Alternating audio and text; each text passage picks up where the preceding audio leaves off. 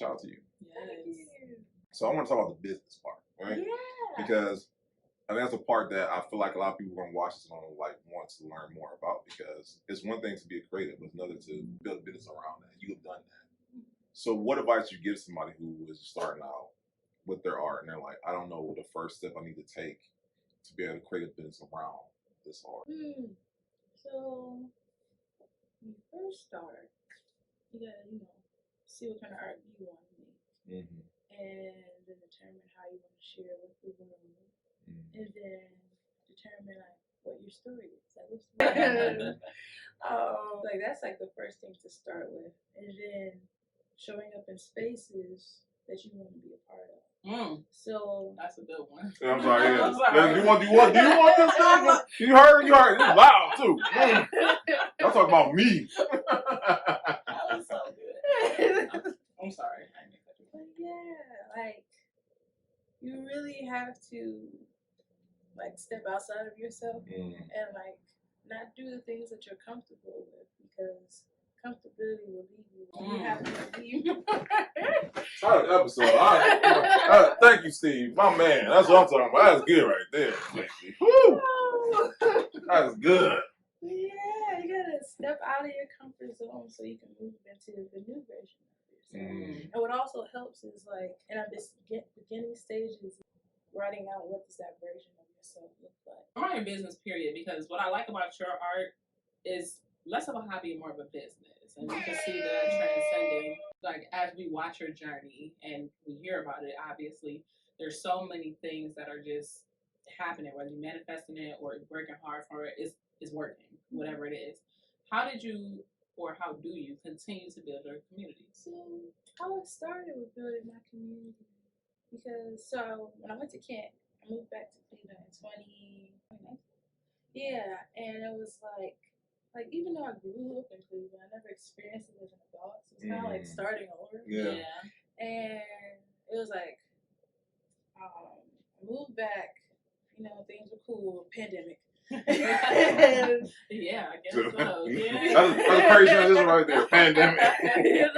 It was like at the time, I got like a lot of my friends this, and I would make like ashtrays for them, just like as gifts, and they would love it.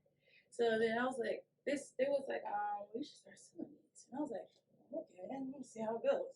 So then I started making ashtrays and selling them, because like during the time of the pandemic, there's a lot of pop-up shops like everywhere. Oh yeah. So I feel like that's how I got kind of like my group of people who like my art, who still like the ashtrays, because like a lot of people smoke. Yeah. And it's like a common thing like people would say was like, I went to my friend's house and I saw your ashtray on their table. I was like, my heart.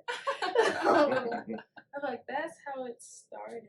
And then just really being in the art community and just like supporting other people's events, like that's so important.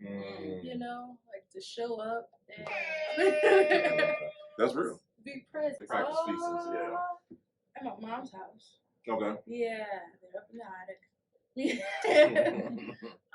When I would say that I was trying to find my style. I think my style found me.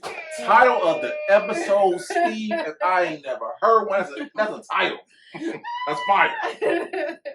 Woo! That's good. But yeah, like you just like it found me, like the different things that I like to put in pieces. It was just like, oh yeah, just do this, and you just have to be open to it, and be a vessel and be just ready to receive. We're gonna make some money, Lacy. We'll talk at the show. We'll put that on a t-shirt. That was a straight bar.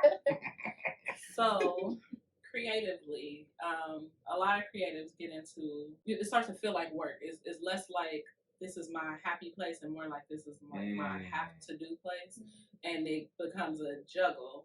How do you manage that? Because those stresses do come in business, and I think some of us, we ease through it with consistency, but almost to the point where people don't realize it's hard to be consistent sometimes. Like, I just don't feel like it. Yeah. How do you deal with those days? So with those days and those moments, so I set different tasks at different days to try to avoid like that and like the burnout. So like, okay, sorry, Sunday. Sunday is like my planning day. So I plan out the week on Sunday. I plan out my intentions and I clean my house. And yeah, and like I draft my emails that I want to send throughout the week.